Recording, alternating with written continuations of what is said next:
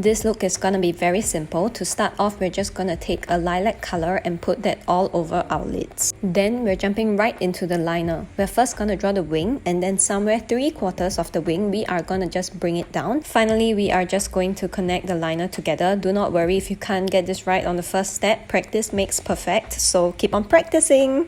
On the lower lash line, we're just going to apply a yellow color. Do not ask me why I chose a yellow. I just felt like it at that moment, and just apply a few layers so that the color will pop a little bit. After applying fake lashes and mascara for my bottom lashes, I'm just going to stipple my contour down the sides of my face and along my jawline. Now for cheekbone contouring, I usually start at my temples instead of my jawline because I feel that it gives me a more chiseled look. Recently, I've been contouring my nose, focusing on this triangle shape right here. As you can see, I've been shading that part a little bit more to bring out my nose bridge and make it more defined.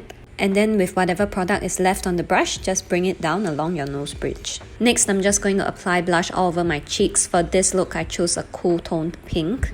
And then with one of my favorite ever highlighters, Igari, I'm just going to highlight the inner corners of my eyes.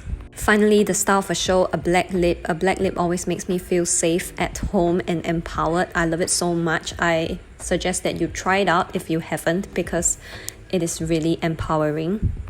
And with a few dots to my face, we're done with this look. I really hope you try out a black lip sometime soon because it is really magic. And with that, happy Valentine's Day. A little bit belated, but better late than never. And just a reminder that you are always your own Valentine. See you in my next video.